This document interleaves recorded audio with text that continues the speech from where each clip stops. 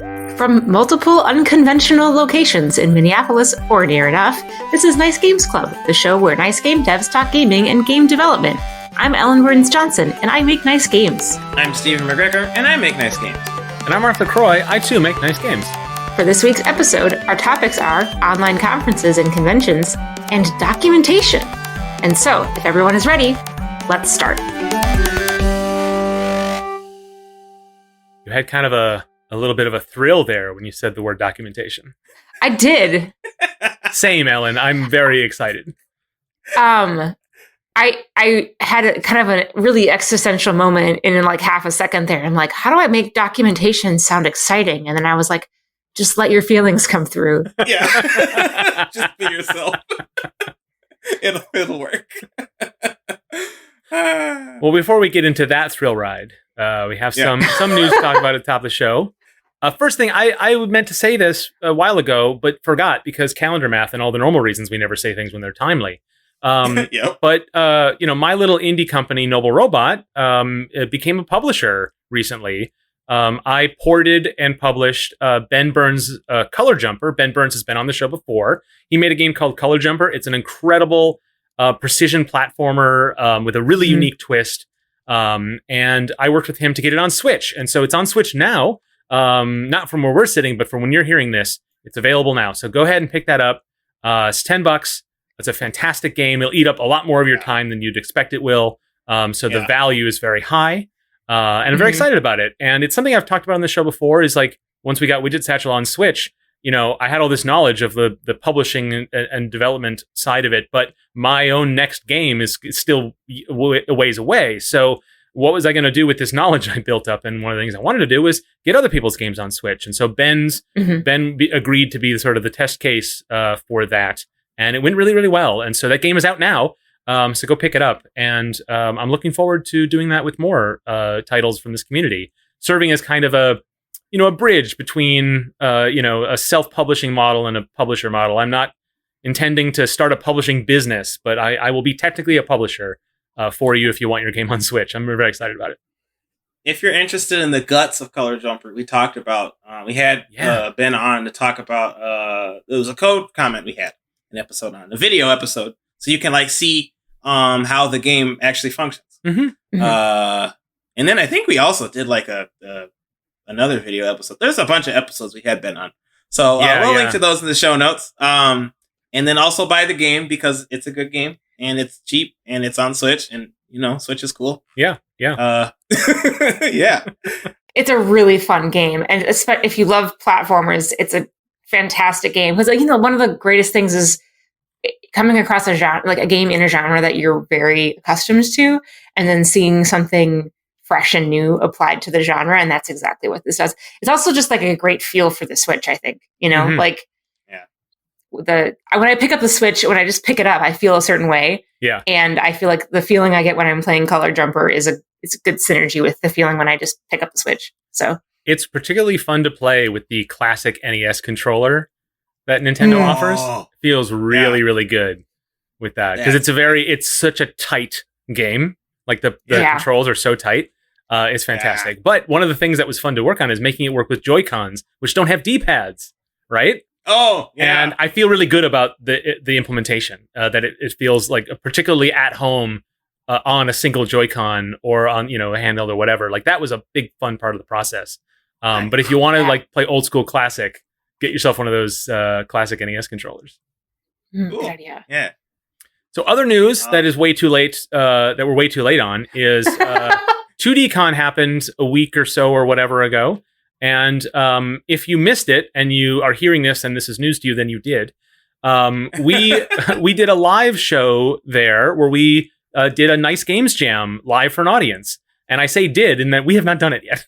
Right. But and that episode is going to be in the normal feed, so you'll hear it eventually. But you should be able to go onto our YouTube channel and probably on our website. We'll figure out a way, but you should be able to see it now, unedited anyway. And hopefully it went well. I think we're hoping. I'm sure it was perfect. Yeah. All of our jokes were on time. There was no awkward transitions or anything like that. It was just perfect. perfect place. Yeah. Well, because we're doing it live as part of this convention, we took the opportunity. Stephen, you're going to have your camera pointed down at the table, and you're going to have props and stuff for the design, which is something we've talked about when we do the Nice Games Jams on the show. Is we have to explain what we're doing with our hands when we're making like a tabletop experience. And I think we do an okay job, but we do worry that like people won't quite understand the sort of physicality that we're trying to implement. But like now's an opportunity to do that. So that's pretty exciting. You get, it's like all the prototype materials together. Enhanced. Yeah, exactly. You'll be able to see my actual fingers. Most of the time, over our pictures, you just see my face. So study up, I guess. Yep. If you want to draw my fingers. More of Stephen for you to enjoy. Yep. Proof Stephen has hands. Yeah. What else is going on? This one's not too late. Another online convention, PAX Online, which is a combination of PAX Australia and PAX West, which normally happen at the same time anyway. But because the whole world is shut down and nobody can go to events anymore, the organizers of both of those conventions, which are actually separate folks, they organize together, but they're run by different heads. They've put those heads together, and they're doing it online. And I'm going to be on one of the panels for PAX Online, an app about animals in video games. And of course, we had Sprocket, the ferret, in our game Widget Satchel. And so I'm the panel has is a bunch of people doing like little mini talks. And so mine is about a concept that I've been sort of noodling around with. It has a name you're all going to hate, so I'm not going to reveal it now. But a way to think about how we approach animals in games and how we can extend that to other ideas about third-person storytelling in games that are sort of first-person experience. If that makes no sense to you, that's fine. You just check out PAX Online. I'll put in the show notes the exact date and time for the panel that you can check it out yourself. So I'm really excited. I've never been on a PAX panel before. I don't know if I'll ever be again. But it was a cool opportunity. So, and it was a lot of fun. I recorded it this week and sent it off. So I'm pretty happy with it. I think people will be okay with it. Cool. Ellen, you have a whole lot of things to talk about here at the top of the show. Oh my gosh, and none of them are really a big deal. I haven't been playing many games like the last week or so because I've been trying to build a standing desk because I'm just so sick of sitting down. I'm done with it. I've been trying to lift a desk that I already have, but not like by putting something on the top of the desk, but instead putting stuff underneath the legs. I'm not sure if it's going to work. But that's the kind of stuff I like to have fun with. So I guess I'm playing a game with myself of, can you mess this desk up or not? And so far I've got one leg somewhat done and it's not messed up yet. So that's me. One other thing, I have also been making my way through Yu-Kai Chao's Actionable Gamification. It's a book on his Octalysis framework.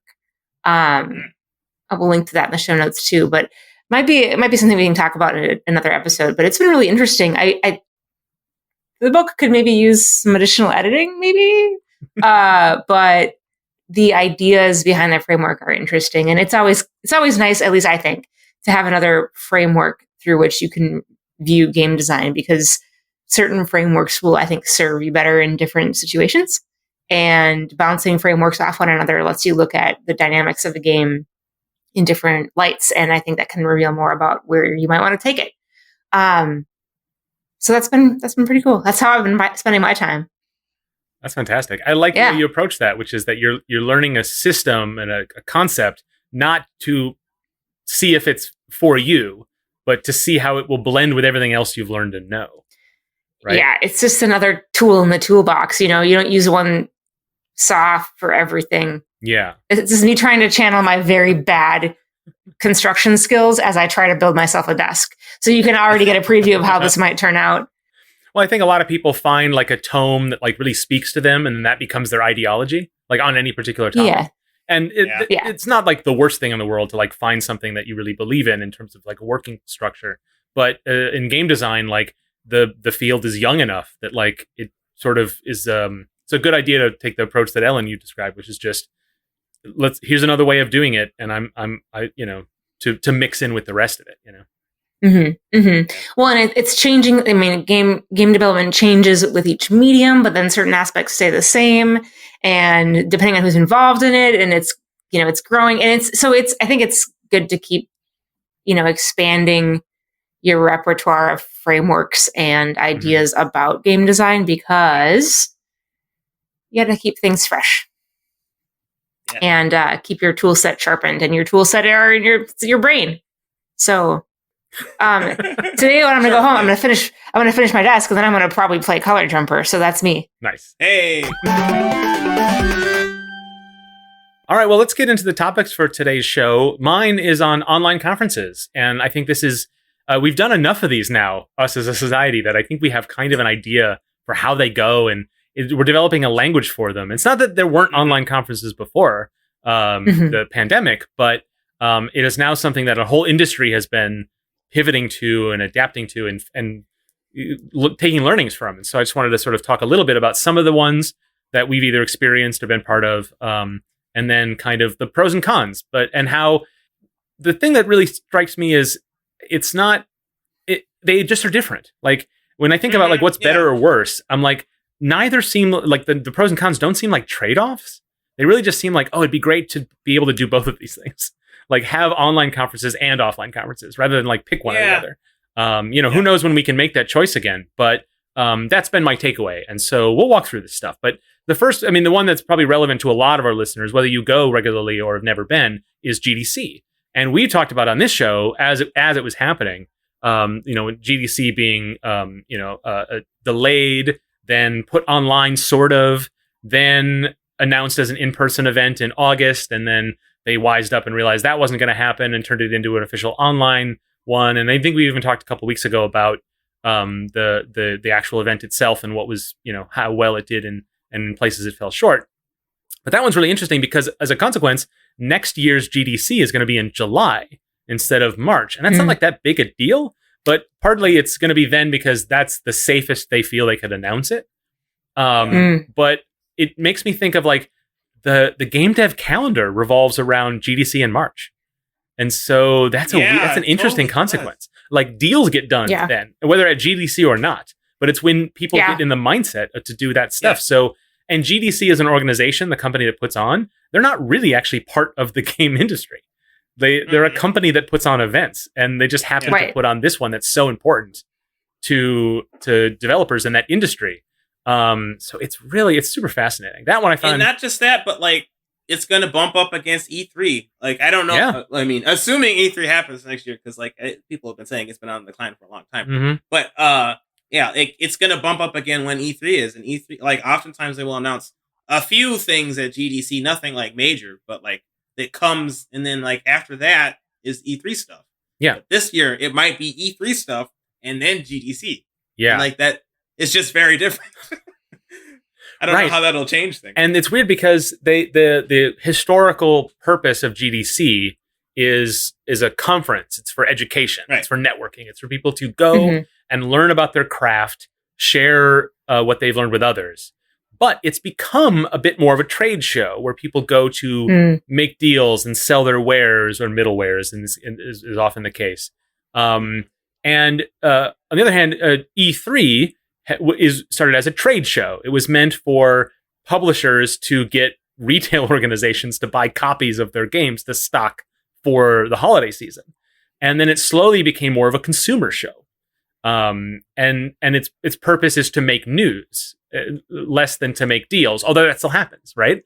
So it kind of just, at this point, people have tools now to connect in ways they didn't, that these events were made to do. And so one of the weird things about putting all this stuff online is it makes clear more than ever before that nothing is anything. Like it's all just, there's no, people will just, they get together and then they do whatever it is they find convenient to do in those spaces. And how much these things have moved from even their original purposes to the point where now they need to radically change in ways that like some of them don't seem like they're that different at all. Like for a lot of people, E3 isn't any different than it ever was, right?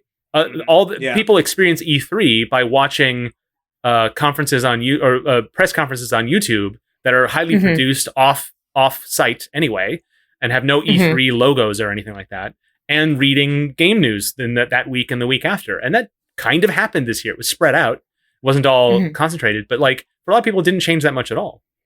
GDC, on the other hand, losing that in-person thing was devastating to a lot of people. And it provided new opportunities for a lot of other people. So it's just really quite incredible. And that when it comes to like industry events. And then you have something like PAX, which is mentioned it's going online this year. And that is much more of a consumer focused show. For those of us in the industry, we like table, we sell our games and our wares and, like any kind of convention than a conference. And so that's going to be really interesting because it's the biggest of its kind that is doing this, but it's not the first, right? Other conventions have been held online and have done pretty well adapting what is essentially a place to go to have fun and to share interests. Because online spaces are pretty well suited to that as well. It's just the exact thing you do, it has to change a lot, right? And one of the ones that went online, I would like, I guess without a hitch, but maybe I'm not looking at it in the right way, is Games Done Quick, which just happened from where we're sitting. Steven, you wanted to talk about the experience of watching it this year and maybe how it was different from previous.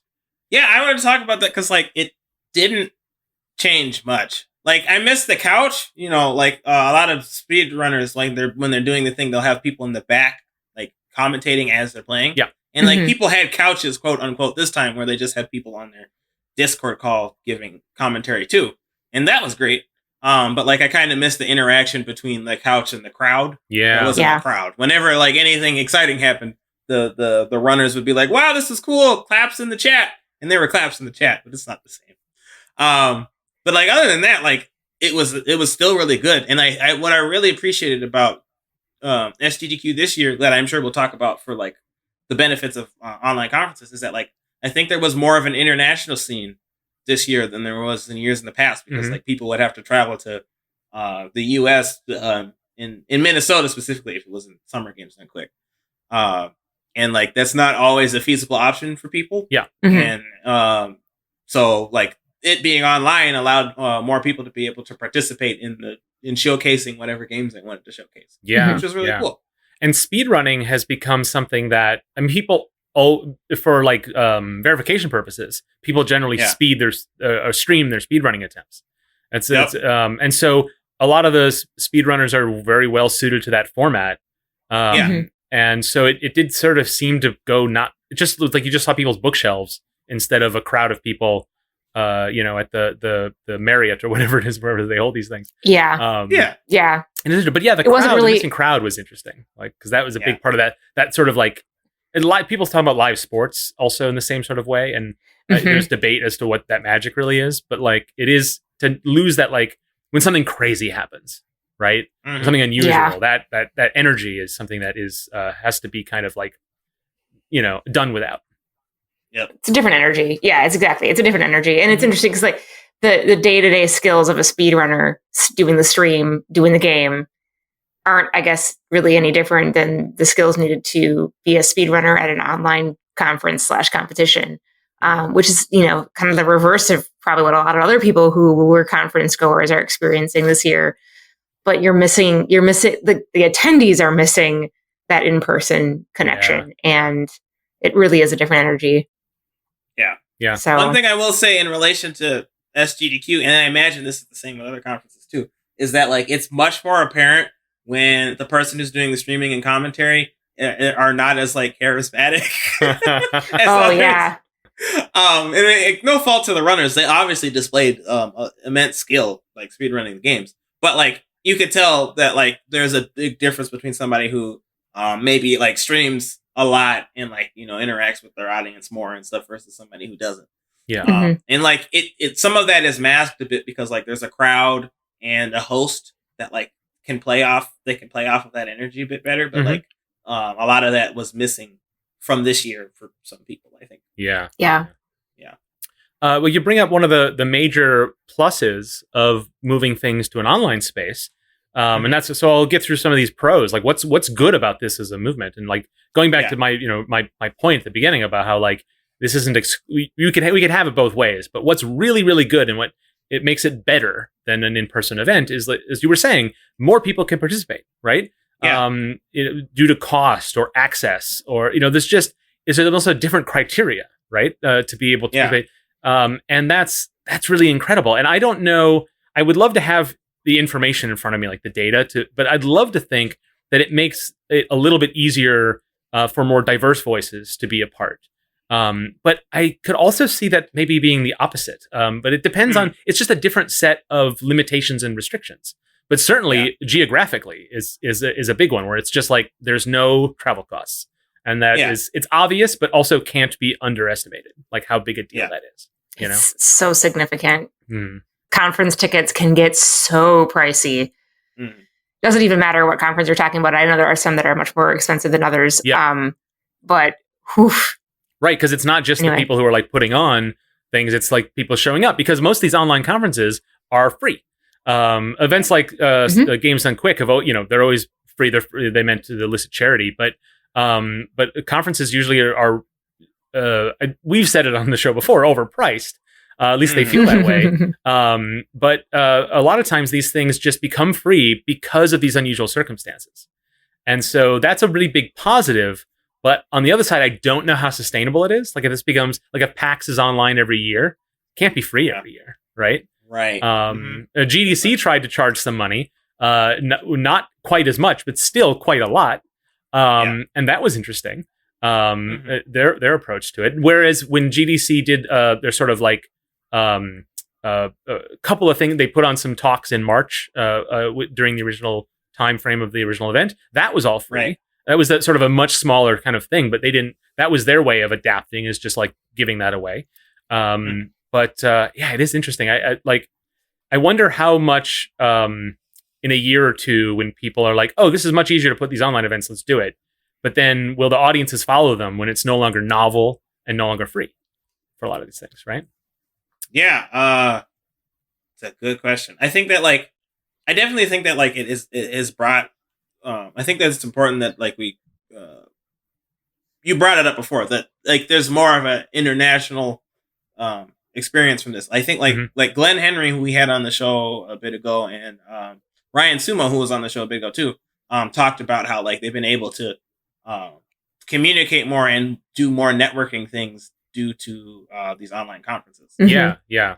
That's the real benefit for that other half of it, right? If you're talking about conferences more so than conventions, is the people meeting people. And I know I have personally benefited in my ability to meet more people as a result of a lot of these things moving online. And it's really, really quite, this show has benefited from those connections and from the fact that we've all been able to just meet more people, because the community now just exists in a place where we all are, rather than at certain places at certain times. And the barrier to entry is a lot lower, not just technically, but also psychologically and emotionally. It's easier to sort of hop in and see what these spaces are and to realize that you belong there. And that's from networking, official networking events, but also more casual social groups. We've talked about the Gig on this show before, which is a weekly Zoom call for game industry people. And that's been really beneficial. And it's just amazing that that's there now. And I think that's something that won't go away. Now that we all know it's possible, whether the online spaces we're in are conferences in the future or conventions, there's going to be more events where you can get these benefits. And at least I'd like to believe that's the case. Once we realize that benefit was available to us, I don't think we're going to give it up. I hope not. Anyway. Yeah. But on the other side of that, in-person networking is still really, really important. I do not like industry parties. The first couple of years I went to GDC, I really felt alienated by a lot of the social aspects of it. But that is a big meeting in the hotel bar or heading out to an event at night hosted by someone where there's lots of drinks and loud music. It's I want to talk about my craft because it's a very rare opportunity I have. But the truth is, people who have been in the industry for years and years, or just more extroverted or social, those spaces are more for really just enjoying yourself. And then you just happen to meet people, and then those connections are made sort of through osmosis. But I don't network that way, and so I had a lot of trouble with that. And so but missing out on that, I think, will hurt a lot of people who are suited to that. Right? Who are suited to their personalities working in that way, who are making those connections, are oh, I casually met this one person who would be great for you to meet, the sort of web of connections between people when it's more natural, like it can be at in-person events. or more haphazard, perhaps. It's a different kind of effort, I think. Yeah. It takes a different set of skills. Like, because I personally prefer offline, meeting people in person, because like I guess I've spec'd myself in my RPG chart for more in-person social interaction. Yeah. And so like it's more difficult for me to like do networking in this current movement, because like I haven't developed those online skills as much, but like we all have to practice at it. But like Mark, it seems to me like you've been flourishing currently as a dedicated homebody who stays up way too late.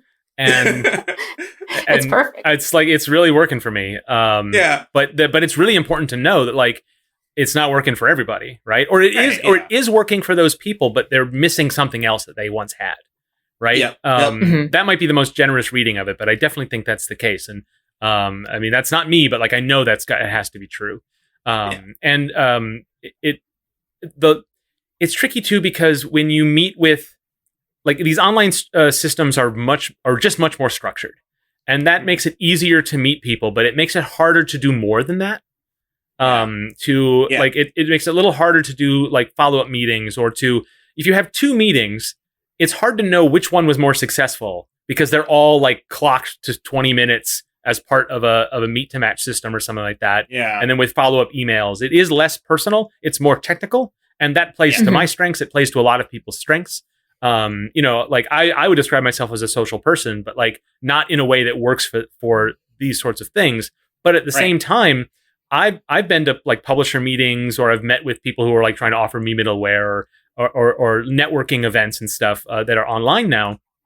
And it's hard to get they've been successful, and that I've been more comfortable in them, and it's been easier to get on board with them. But at the same time, like a week later, I couldn't tell you which one was going to lead to something.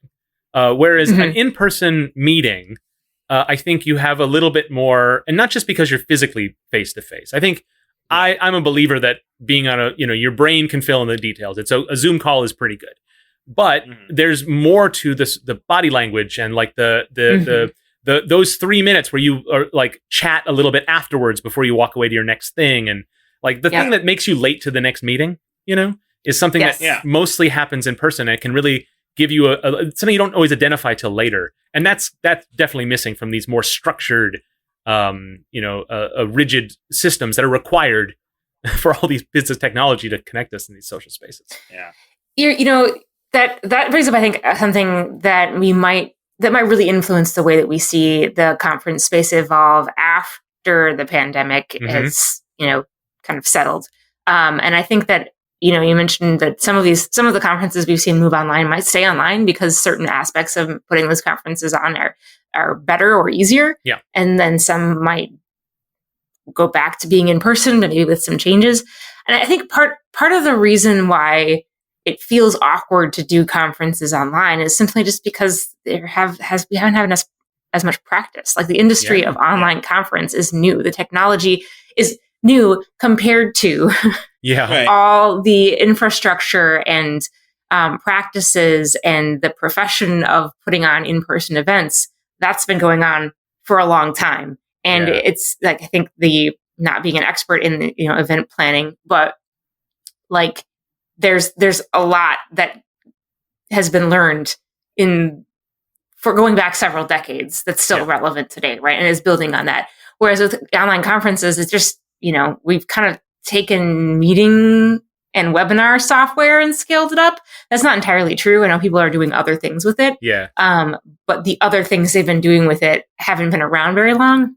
So we haven't had a lot of time to iterate on that and actually improve it. So this problem of like not being able to very significantly communicate body language, unless you're like a wiggly person on camera, which I am, and you will see that if you're coming to 2DCon. Like it's not going to come through. And that's a problem that it's just the platforms haven't solved for yet. Yeah. But they might more. Now that there are more users online for online conferences, there's more of a need for it. It may be a time where some of those improvements get a little bit of a jumpstart. Yeah. You bring up a good point, Alan. I think that and Mark, I think you hinted at this too. I think that a lot of like the social problems, or I shouldn't say social problems, but like the difficulties that people have had in these social situations before have been issues for a long time.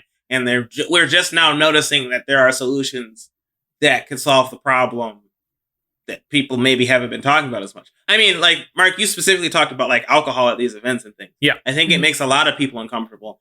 And I think that like a lot of things can happen as a result of alcohol. Like in safe doses and stuff, when you're with friends and people you can trust, it's okay. But like in these kinds of situations where like you're trying to do networking, you're trying to meet people, and the alcohol can affect your decision making in very negative ways. I think that it's dangerous even to have alcohol at some of these events. And I mean, so, it's like, proven to be so. There are plenty of accounts that it takes a while for those voices to be heard or for people to feel comfortable to speak, but like it is a real problem. People go in with different expectations of what these events are sometimes, like a mixer. They're like, this is a place where I have a cocktail and make a deal. And other people are like, well, this is where I unwind and relax. And other people are like, well, this is where I have the fun that I'm here to have, And like, I mean, you can tell in my voice, which is I'm less excited about, but like none of those on its face are wrong. It's just that they're all mixed together and people don't have shared expectations, and it allows bad actors to flourish in a way that is harder to monitor. Which is really, really tricky. That's exactly it. So like those kinds of things, and like, I mean, I guess that's more of a insidious like kind of issue, but like there are other issues where like it's just awkward sometimes to talk to people in person. Like those kinds of things have been problems at conferences for a while, and like online conferences help with that some. And help bring those problems to light more, I think. It's like you don't know what you're missing, until you have it, I guess. It's the contrast that is allowing certain issues and then also benefits of being in person to come to light a little bit more, which I think what I'm hearing you get at, Stephen, is the illumination that comes with that contrast and the ability to compare is going to help us work through some of those problems in both formats, right? Yes. Whereas, because prior to COVID, most conferences, I believe, like the vast majority of conferences were primarily in person. We just didn't have the perspective and the experience to make it like a big topic of conversation. And Ellen, you talked earlier about the experience we're slowly getting as we like learn how these things work. And I put in one of my cons in my notes here is like certain types of activities are not suitable to be moved online. But I think you made me think about it a little differently, which is certain things we just haven't figured out how to move online, right? Game demos or more in-person kind of presentations, like seem like, oh, I can move that online, but then suddenly they lose all their magic or they like are not proper, right? Or even when it just comes to like the socialness of like activities related to badges, right? Like little mini games and stuff, things to get people excited about being at a place. You can't really do that as much online, or at least you haven't been able to, but maybe we'll figure that stuff out, right? The thing I've noticed a lot is like stuff falls through the cracks a little bit. And I really hope we're keeping an eye on it. The one example that really kind of upset me a little bit is I might have mentioned this when we were talking about GDC Summer, but GDC Summer has like a chat room open where people who are giving their talks, which are all pre-recorded, can answer questions. And then of course there's the traditional Q&A session after the fact. And that's really useful, right? And one of the things that's useful about it is like, oh, that's great, because it'll just be documented as text, which is maybe a little better than the weird 5-minute after the talk Q&A session you see on these conference videos. But what ended up happening is after the talk was over, the video went directly into an archive state, which is an improvement on previous GDC events. But the Q&A in the chat room disappeared. It wasn't archived anywhere because the system wasn't designed for that. It was designed for chat, like live chat. And so Q&A is really valuable at these conferences when you go to them in person. And not just for you to get your question answered, but to hear people say unexpected things and get a new, like the actual, it's more content and more valuable content.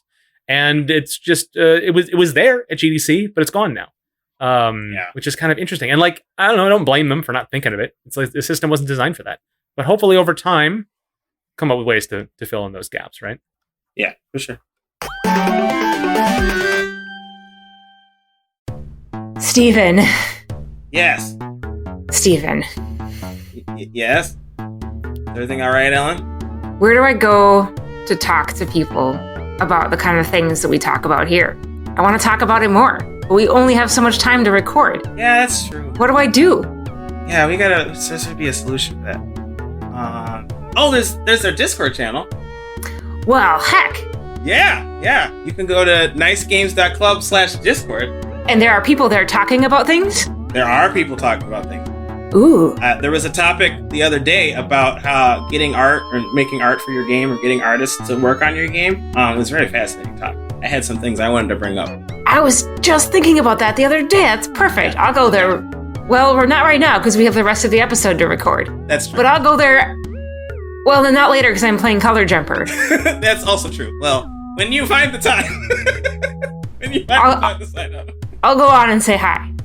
Yes. Well, I'm on there, so I'll just be there lonely unless somebody signs up at nicegames.club/Discord. Come on and join Steven and myself on Nice Games Club/Discord. Can I come too? Of course.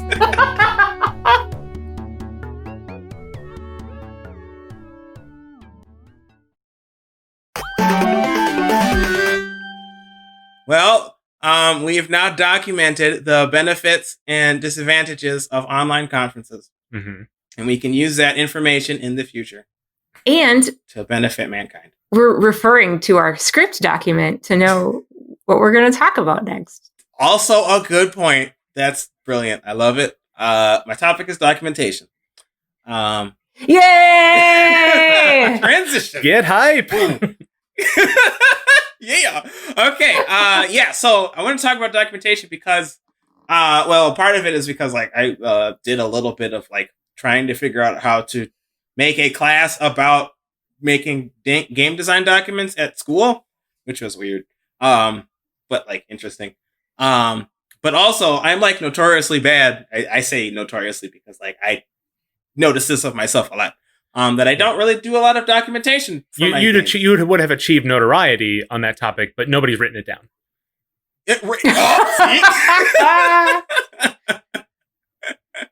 Yes.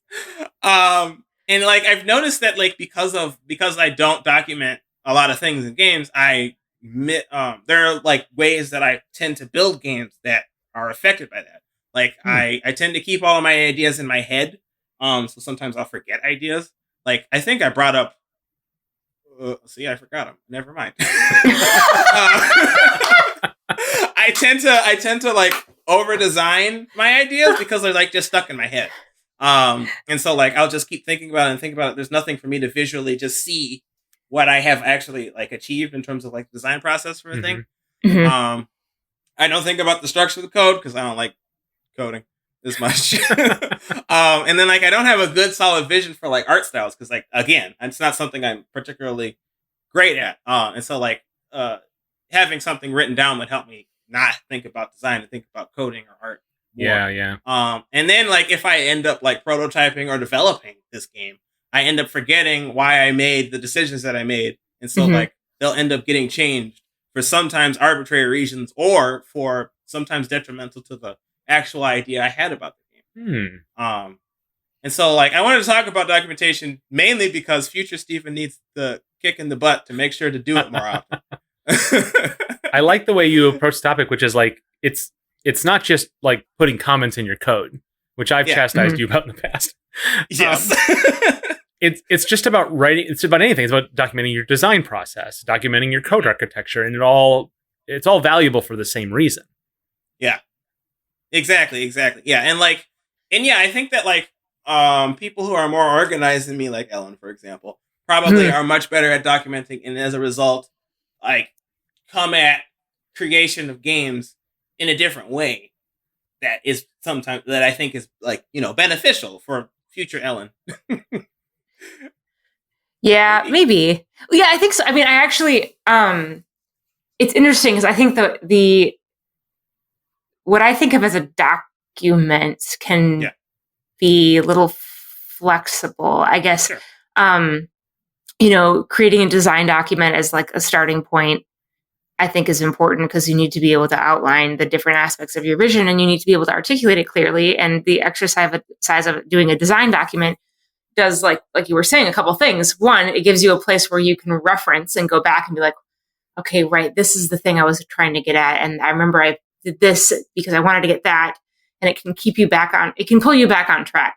Yeah. And then I also think the process of putting together a design document gives you the language that you need to bring other people into your vision if you're working with others, which is critical. Like if you're trying to get funding, if you're trying to work with a team, like you need to be able to tell a consistent and compelling description, just story of your vision.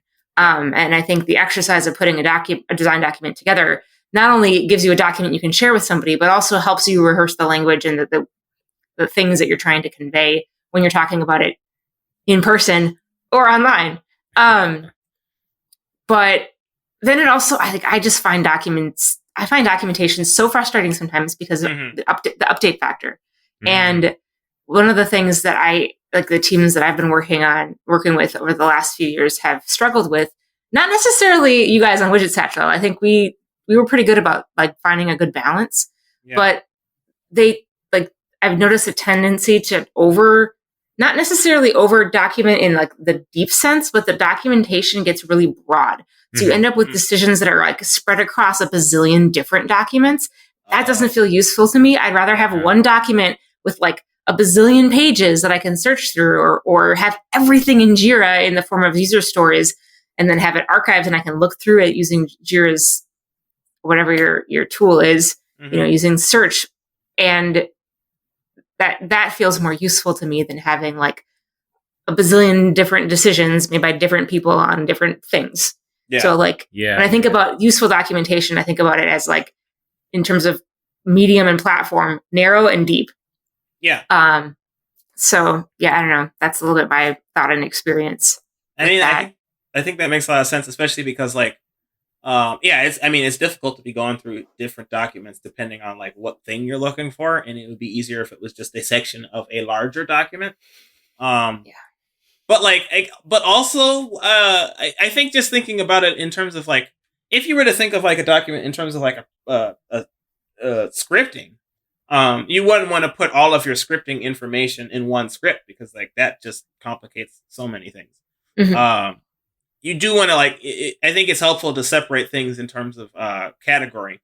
Like it might be more valuable to have an art document if you have a lot of artists and they need to they need a place where they can both determine what things they need to do next or determine what direction they should take things and stuff. And they maybe have a separate game design document outside of that because like you only have one game designer and like they can just put in notes and things and quickly update it as appropriate. It's the definition of like, you want all the information that's relevant in one place, but then what's the definition of place, right? Like I've navigated API documentation where every class has its own page on a website. And that seems a pretty good way to break things up. But that particular website, every time you clicked away, it took like 12 seconds to load the page. So suddenly I was like, no, I would rather in that scenario, have every package be in one page because I can handle 12 seconds going from the input package to the file management. You know what I mean? But not from going from like one or another in the same package. On the other hand, I've worked with API documentation where everything is on a single page and there's a sidebar that has anchor links. That's great, but then suddenly I can't look at two things at once. Right. And so there's like a UX to the whole thing. Other than just like actually organizing your information and having it. It really the presentation, and that's just an extra demand you weren't expecting. But like it really makes the difference, right? Mm-hmm. That's true. That's true. Yeah, I guess like in the past, like documents were printed out. Like you didn't save them on Google Docs. Right. You had a tome, like which is which was a way you learn a language back in the day. Is you have your big giant reference guide, Right. But as a result of that, like the documents were more static. Yeah. Like if you made changes, you had to print out a whole new sheet or something, or a new document, a completely new document. And I mean, I guess you could like cross stuff out and write things on the one document you have, but not everybody would have that document. Like I'm thinking about it in terms of like old school waterfall mechanic things, where like you would come up with the design and plan of what you were going to do throughout the entire project right away in the beginning. And then maybe you would print out this document and this is effectively the documentation that all of the employees would have, and maybe you had 50 employees or something.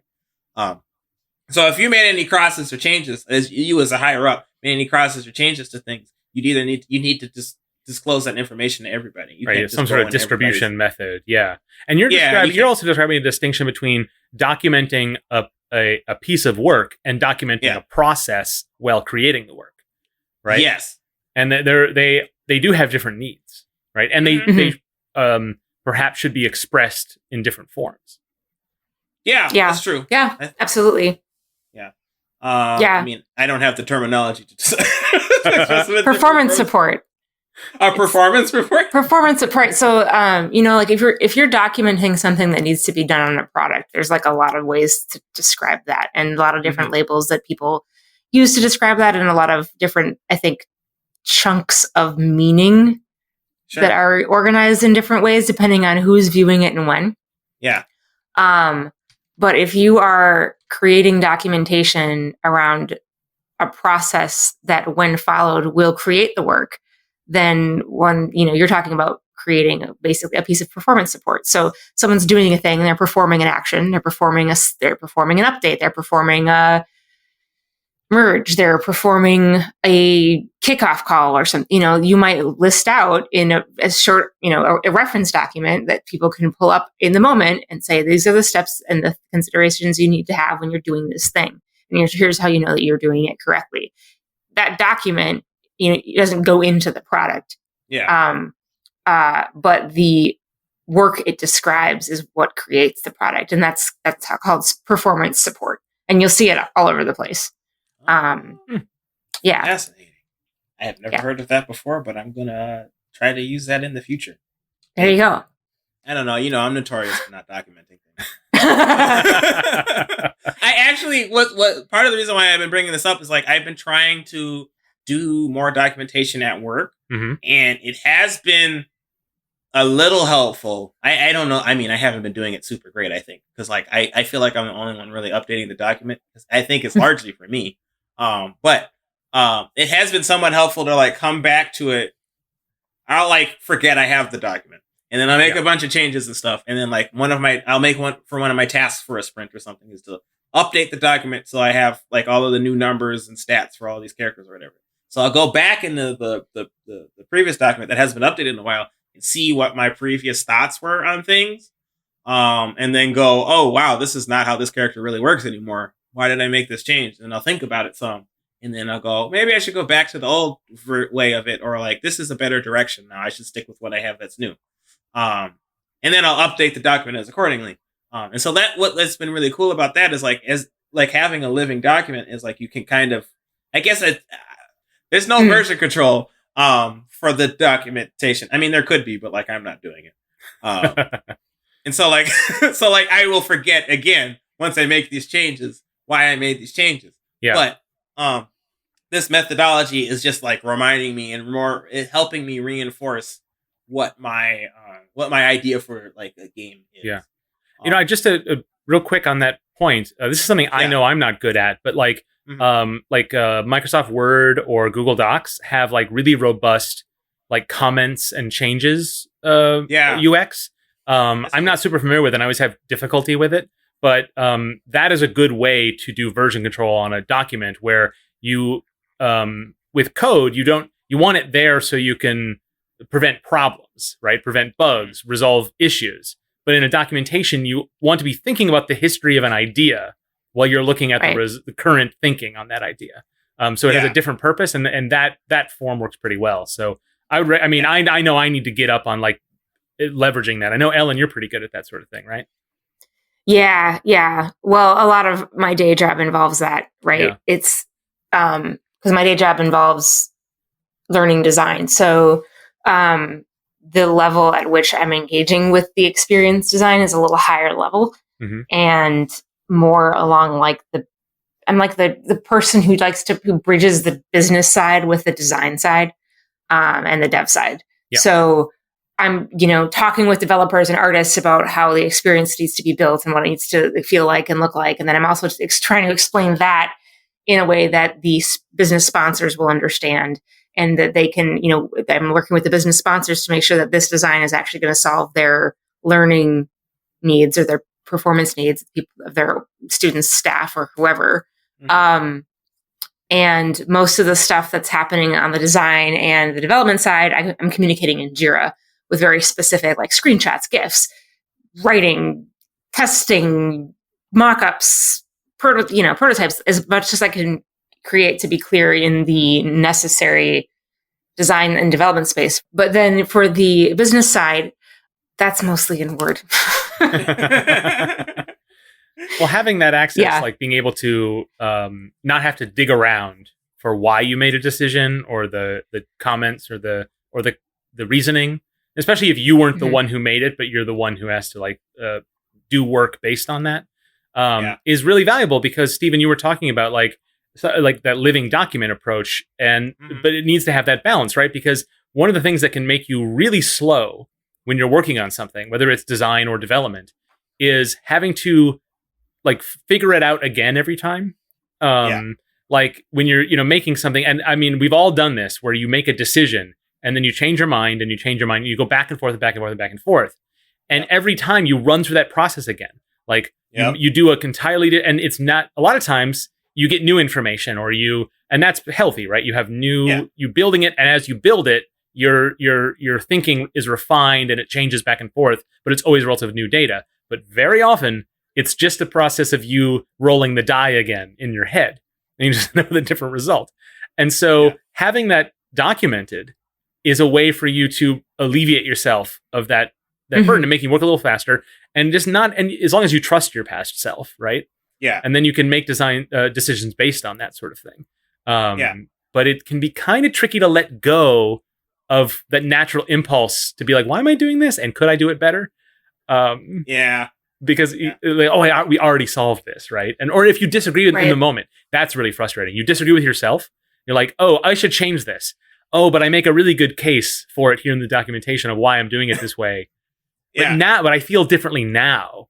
You need to be able to know, when is it the time to revisit that process and make a change, or be like, well, nope, I've already made a decision. I'm going to live with it and trust that if I had this, that I was correct, even if I feel a little differently right now. Mm-hmm. Yeah. Cause like your mind is like fluid in terms of what like things are good or bad at any given moment. Yeah. You might look at like, I talk about it in terms of like, I'm working on Rhythm Rumble. And so you might be like, looking at this character, today and go, oh man, this character plays great. This is good. This is solid gameplay, solid design. Mm-hmm. And then like 2 weeks later, you'll come back to it and it's like, oh man, this character needs work, man. It needs some buffs or something. This is just not working out. Mm-hmm. And it's weird how easy it is. And it's not all like, it's not even just like determined based on your mood. It might just be like based off of things you read within those 2 weeks that made you think about like design in a different way. And that'll like change your mindset. So when you come back to this character, maybe it's not working with the ideas or goals that you came up with within the past 2 weeks of your readings or learnings or whatever. That's the new information. Yeah, exactly. And so like that character might not feel good. And it doesn't mean that character does not work and does not satisfy the goals you have for the project. But it might mean that it doesn't satisfy the goal you have for the project currently. Yeah. So I think, so like Mark, I think you're right. Like it's important I think it's always important. Just because you wrote something down does not mean it's set in stone. Because like, even if you literally wrote it down in ink, just rip up the page and write it again or something. Yeah. You're not selling the design document. You're not selling the design document. Yeah. Exactly. You're trying to sell a game. So yeah. But it also goes back to we talked about in a previous episode about design pillars.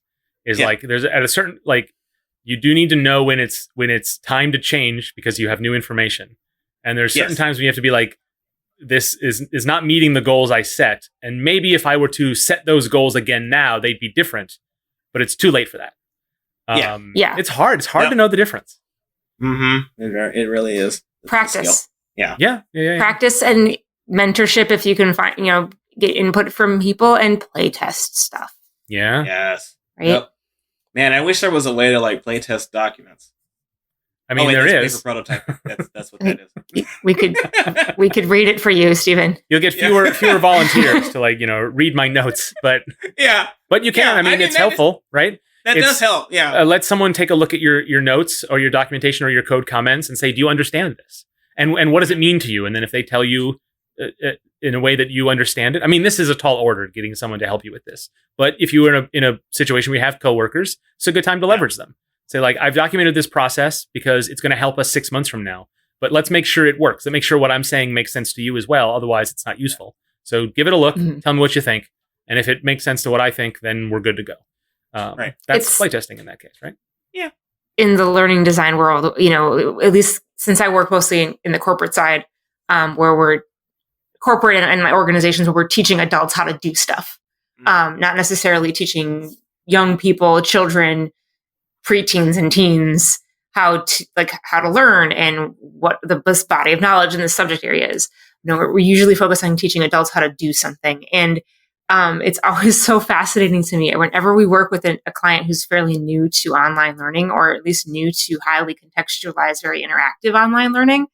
We ask them very specific, very detailed questions about, okay, so this process that you teach people to do, they do this and they do this and they do this. What if this happens? What if this happens? What if they're doing it in this, situation? And we always ask these very specific questions because we want to create learning content that has those elements woven in them, because it's realistic. It makes for realistic, useful practice in the learning environment. And so often these questions will reveal use cases they were not thinking about, even though people will agree, oh yeah, we really should have something on that, but I've got to double check what the policy is. And then they'll go back like, we didn't have a policy and we all disagree about what it should be. So, I think it's useful to document processes so that you could have those conversations maybe more regularly. And keep people on the same page. Not that the process that you have documented is the best process. That's not what your document is supposed to do. Does this describe the best thing, whether it's the product or the process? Yeah. You just want to have something that's set on paper, not in stone, but on paper, so you can look at this and bring it to people and say, is this the thing? Yeah. What feedback do you have for me? And that's how you iterate. You have to have something before you can iterate on it. Yeah, I like that. It's like documentation is a form of communication, and you can use that to communicate an idea to yourself or communicate an idea to other people about like the direction you want to go with this thing. I think if I've been thinking about like documentation in terms of like or recently anyways, I've been thinking about documentation in terms of like how I can use this to pitch an idea of a game to people. Because like I have to do that at work every once in a while. Like I'll have to make a pitch doc where like I'll talk about the benefits and disadvantage of this kind of design, and like how, I mean, we're at the end goal, we're all trying to make money with these. Well, by we all, I mean our company is trying to make money with these games. And so like I have to talk about like what audience like this will work for, and like maybe compare it with like previous games we made in the past on our website or whatever, and say like this was popular then. If we like updated it for modern phones or whatever and put it on phones, then like it would be popular here and stuff like that. But like I've also been thinking about it in terms of like, I've been wanting to think about it in terms of like pitching it to like contractors or something maybe, because like, for example, I oftentimes, I know that I am not interested in like learning how to do a lot of art things. But like I might want to make a game that would require like 2D sketches or something. So like oftentimes when I'm thinking about doing that, I'll be like, well, I got to make a prototype of this first before I show it to people. And then maybe I can get them on board with it and I can contract them for their work. But I think an easier way to do it really is to just like have a design or have a document in mind, document on paper and send it to this contractor so they can get a better understanding of what I'm thinking about. And then they can make a decision on whether or not they want to help out with the project or not. So there is a name for that. It's called a brief. So working in design, visual design and advertising as I have media projects, that is a client brief. So a client will prepare like a document that says, this is what we want from this. And it's exactly as you described, which is a way for you to quickly digest, understand the goals, and then the work that you do is set out to meet those goals. And it's very, very useful when you're working with people who have like a particular, I say mechanical in like the real world sense, like it needs to do this in the world, whether that's get someone to buy more Honey Nut Cheerios or explain a concept or or sell an artistic notion, right? Yeah. And then it allows you to take those kinds of motivations and give them to an artist who doesn't have those motivations, right? They're not making it for the same reason. But then when they read that documentation, they empathize with those notions, and then the work that they do is sets out to meet them. And that's important because when you ask creative people to do creative work, you kind of do need to tell them what the purpose of the creation is. Otherwise, you left to their own, it will do other things. And all those other things will be great and valid, but they won't be what the brief outlines. And then you have a lot of problems. So the worst clients are the ones who aren't good at writing the brief, right? Aren't good at, and you can craft it with them, of course, but it can be difficult if that's not laid out in advance. And you described exactly the process and the purpose, like exactly that's how it is. Well, I better get started working on that. So I'm not a bad client. Well, identifying that is like 90% of the problem, Yeah, that's the thing that's required, Mm-hmm. Very true. I think one other problem is when there is a tacit understanding that everything can be in the brief, because like the product that you're creating, no matter what it is, it's a creative endeavor, right? It doesn't matter what the end product is, game, art, music. The keyword here is create. And like we said, the design document is not the thing you're selling. Like the design document is not the game. The brief is not the game. Yeah. So I think the thing about documentation that I think can be a trap is spending too much time on it and not enough time building the thing. And then B, when you're working on creating something, going back to the brief or the design document and going, is this it? Like if you're helping someone else, if you're working with a team, grab that design document, grab that brief and bring it to your conversation. But like, you need to look at the product together and say, is this what we intend? Here's what we wrote in the brief, but is this what we intend? There's really no substitute for those direct conversations. And I don't mean face-to-face. I mean direct, right? Like you still need to talk. If you're working with other people, you need to talk to those people. Yeah. Documentation is not a substitute for that. Yeah. Because you can make a clear document, but you can't always expect everyone to take away the same thing from it. And you shouldn't be spending so much time crafting your documentation to the point where it would be unambiguous to everybody, because you've just then spent way too much time, and you could spend that time instead checking in every now and again. Yeah. Well, and the other thing too is if you spend a ton of time on your documentation, then you're going to feel really invested in that documentation, and you might miss opportunities to change for your own advantage. Becoming flexible, for sure. That's the whole thing about Agile, right? Mm-hmm. So what y'all are saying is, I'm good on documentation and I don't need to worry about it because. Why don't you send us a sample? I mean, we've run out of time in the episode to really tell you anything else. So do as Steven says, not as Steven not says. what he does. That's our show. Check out our website, nicegames.club, for show notes and links to resources on today's topics. If you liked this episode, I sure did, give us a review on your favorite podcast app and tell your friends. Independent podcasts like ours rely on word of mouth to grow. We love hearing from our listeners. For a quick way to give us feedback on the show, head over to nicegames.club/feedback and fill out a short little form. You can also get in touch with your nice hosts on Twitter at nicegamesclub, where Dale tweets about game dev resources and trucks driving in the debug zone. Or you can email us through contact@nicegames.club. Ask us questions. I see you laughing, Steven. Ask us questions, suggest topics, or just say hello. So until we start again, remember to play nice and make nice.